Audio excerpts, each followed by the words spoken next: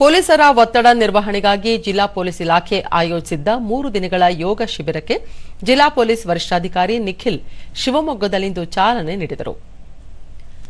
ಈ ವೇಳೆ ಯೋಗ ತರಬೇತುದಾರರಾದ ಡಾ ಭಾಗೀರಥಿ, ಜಿಲ್ಲಾ ಹಿರಿಯ ಪೊಲೀಸ್ ಅಧಿಕಾರಿಗಳು ಉಪಸ್ಥಿತರಿದ್ದರು.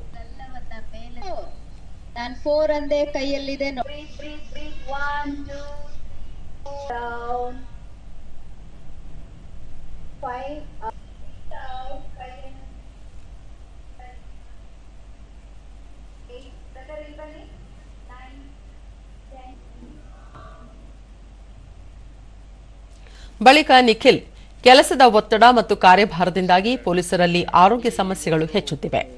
ಯೋಗ ಮತ್ತು ಧ್ಯಾನದಿಂದ ದೈಹಿಕ ಹಾಗೂ ಮಾನಸಿಕ ಸಾಮರ್ಥ್ಯ ನಿರ್ವಹಣೆ ಸಾಧ್ಯವಾಗಲಿದೆ. ಈ ಹಿನ್ನೆಲೆಯಲ್ಲಿ 3 ದಿನಗಳ ಯೋಗ ತರಬೇತಿ ಶಿಬಿರ ಆಯೋಜಿಸಲಾಗಿದೆ. ವರ್ಚುವಲ್ ಮೂಲಕವೂ ಜಿಲ್ಲೆಯಲ್ಲಿ ಪೊಲೀಸರಿಗೆ ಯೋಗ ತರಬೇತಿ ನೀಡಲಾಗುತ್ತಿದೆ ಎಂದು ಹೇಳಿದರು. ಬರುವ ದಿನಗಳಲ್ಲಿ ನಮ್ಮ ಸಿಬ್ಬಂದಿಯವರು ಒಳ್ಳೆ ಉತ್ತಮ ಆರೋಗ್ಯಕರವಾಗಿ ಅವರ ಜೀವನವನ್ನ ನಡೆಸಲಿ ಅನ್ನೋ ನಿಟ್ಟಿನಲ್ಲಿ ಈ ಒಂದು ಕಾರ್ಯಕ್ರಮವನ್ನು ಆಯೋಜನೆ ಮಾಡಿದೆ.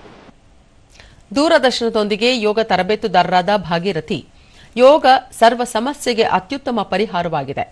ಕೆಲಸದ ಒತ್ತಡದಿಂದಾಗಿ ಪೊಲೀಸರು ತಮ್ಮ ಆರೋಗ್ಯದ ಬಗ್ಗೆ ಕಾಳಜಿ ವಹಿಸಲು ಸಾಧ್ಯವಾಗುತ್ತಿಲ್ಲ. ಒತ್ತಡ ನಿರ್ವಹಣೆ ಮತ್ತು ಆರೋಗ್ಯದಾಯಕ ಬದುಕಿಗೆ ಯೋಗ ಉತ್ತಮ ಪರಿಹಾರವಾಗಿದೆ ಎಂದು ತಿಳಿಸಿದರು. ಹಾಗಾಗಿ ಇಲ್ಲಿ ದೈಹಿಕವಾಗಿ ಮಾನಸಿಕವಾಗಿ ಅವರು ಸದೃಢರಾಗಿರ್ಬೇಕು.